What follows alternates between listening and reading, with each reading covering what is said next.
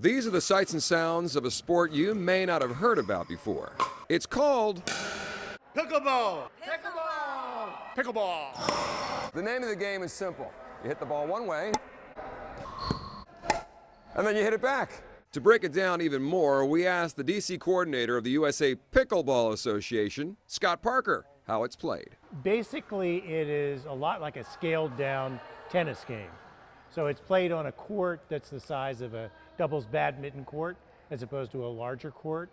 The net looks similar to a tennis court. But pickleball has its own signature.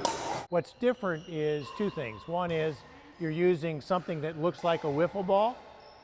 It's actually engineered for pickleball, and you're using a paddle rather than a tennis racket. And then there are a number of rules that make the game easier, and there's less territory to cover. So people like me can play. I asked one of Scott's pickle peers and lead volunteer at the King Green site, Franny Williams, for a layout of some of those rules. We primarily play with 4 players, so we play in teams. You can play singles, and the rules are the same. You get an initial shot. Once you lose that point, then your opponent gets 2 serves, and you play back and forth to 11 points. You have to win by 2 games. Depending on the lighting, you might switch at 6. Depending on where you're playing, the lighting on the court is a little difficult. The game is more than just rules. It's also got a social aspect. That's the best part of it. I think that's the addictive part of it, because everybody is so friendly.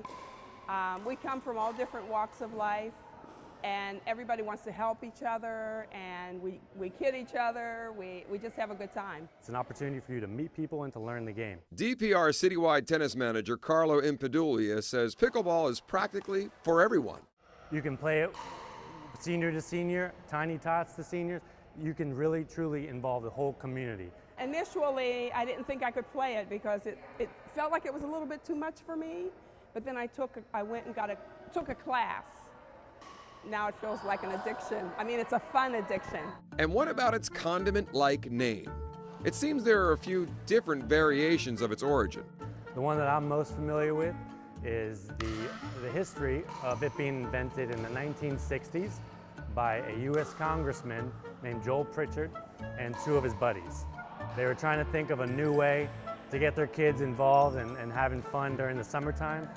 So they just took some wooden paddles, a wiffle ball that was hanging around the garage, and they made up this funny little game. And the big reveal of its name's origin? They had a Cocker Spaniel named Pickles, and whenever the ball would be rolling all over the court, the Cocker Spaniel would go and fetch for the ball, and hence they got the name Pickleball! Before you think that's strange, remember, there are very popular sports named after a foot and a basket. We laugh a lot, we joke a lot, we rig each other a lot, so yeah, it's a lot of fun.